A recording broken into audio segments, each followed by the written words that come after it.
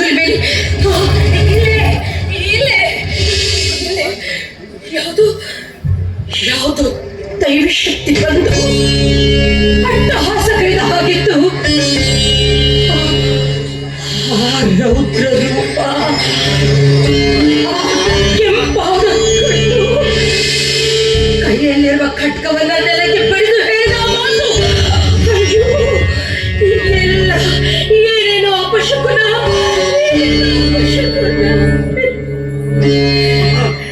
ನೀನು ಯಾವಾಗಲೂ ದೇವರು, ಜಾತ್ರೆ, ಗಂಡ, ಮಗ ಅಂತ ಅತಿಯಾದ ಆಲೋಚನೆ ಮಾಡ್ತೀಯಮ್ಮ. ಅದೇ ಯೋಚನೆಯಲ್ಲಿ ಮಲಗಿದ್ದಕ್ಕೆ ಯಾವುದು ಕೆಟ್ಟ ಕನಸು ಬಿದ್ದಿರ್ಬೇಕು ಅಷ್ಟೇ. ಇಲ್ಲ ಇಲ್ಲ ಮಹಿಳ, ನೋಡಮ್ಮ ನೋಡಲ್ಲಿ ಆ ಬಾಗಿಲು ಎಷ್ಟು ಭದ್ರವಾಗಿದೆ ಅಂತ. ಒಳಗಡೆ ಯಾರು ಬರೋದಕ್ಕೆ ಸಾಧ್ಯನೇ ಇಲ್ಲಮ್ಮ. ಇಲ್ಲಮ್ಮ ನೀನು ಆ ಧ್ವನಿ ಈಗಲೂ ನನ್ನ ಕಿವಿಯಲ್ಲಿ ಮೊಳಗ್ತಾ ಇದೆ. ಏನದು ನ್ಯಾಯದ ಕತ್ತಲು, ನ್ಯಾಯದ ದೀಪ ಆರುತ್ತಿದೆ, ಅನ್ಯಾಯದ ಕತ್ತಲು ನಗುತ್ತಿದೆ. ಆ ರೀತಿ ಹೇಳಿದ ಮಾತು ಇಲ್ಲ, ಇದನ್ನು ನನ್ನ ಕಿವಿಯಲ್ಲಿ ಮೊಳಗ್ತಾ ಇದೆ. ಗಬ್ರೆ ಮಗನೇ, ಯಾವುದು ಮುಂಬರುವ ಘೋರ ವಿಪತ್ತಿನ ಮುನ್ಸೂಚನೆ ಅನಿಸ್ತಾ ಇದೆ.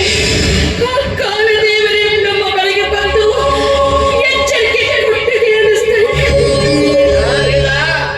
ನೋಡ್ಬೇಕಾ, ನೀನು ಮಾನವನ ಪರಮ ಭಕ್ತೆ. ನ್ಯಾಯದ ಹಾದಿಯಲ್ಲಿ ನಡೆಯೋ ನಮಗೆ ಅನ್ಯಾಯದ ದಾರಿ ಯಾವತ್ತೂ ಸುಳಿಯಲ್ಲ. ವೇದ ಅರ್ಥ ಮಾಡ್ಕೋ. ಇಲ್ಲ ಇಲ್ಲ ಇಲ್ಲ ಇಲ್ಲ ಅವ್ವ, ಮಾನವ ಏನವಾಗಿದಿಲ್ಲ. ಇದೆಲ್ಲ ನನ್ನ ಪೂಜೆಯಲ್ಲಿ ಏನಾದರೂ ಲೋಪವಾಗಿದೆ. ಇಲ್ಲ, ಈ ಮನೆಗೆ ಏನಾದರೂ ವಿಪತ್ತು ಬರುವುದೇ. ಹೇಳುವ ಹೇಳು ನೋಡೆ ಗೌರಿ, ತೇಜಸ್ವಿ ಹೇಳಿದಂತೆ ಬೆಳಕನ್ನೇ ನುಂಗುವ ಭೂತ ನಮ್ಮ ಸುತ್ತಲೂ ಎಲ್ಲೂ ಸಂಚು ಮಾಡುತ್ತದೆ ಅನ್ನಿಸ್ತಾ ಇದೆ ನನಗೆ. ಸಂಚು ಮಾಡ್ತದೆ. ಅಮ್ಮ, ನೀನು ಸುಮ್ಮನೆ ಗಾಬರಿ ಆಗ್ಬೇಡಮ್ಮ, ಸುಮ್ಮನೆ ಗಾಬರಿ ಆಗ್ಬೇಡ. ನೋಡು, ನೀನು ಕಂಡಿರೋದು ಬರೀ ಕೆಟ್ಟ ಕನಸಷ್ಟೇ. ನೋಡು, ಒಳಗಡೆ ಹೋಗಿ ವಿಶ್ರಾಂತಿ ತೆಗೆದುಕೋ. ಆಯ್ತು ಆಯ್ತು, ನೀನ್ ನಾಳೆ ಬೆಳಿಗ್ಗೆ ಬೇಗ ಎದ್ದೇಳಬೇಕು. ಒಳಗಡೆ ವಿಶ್ರಾಂತಿ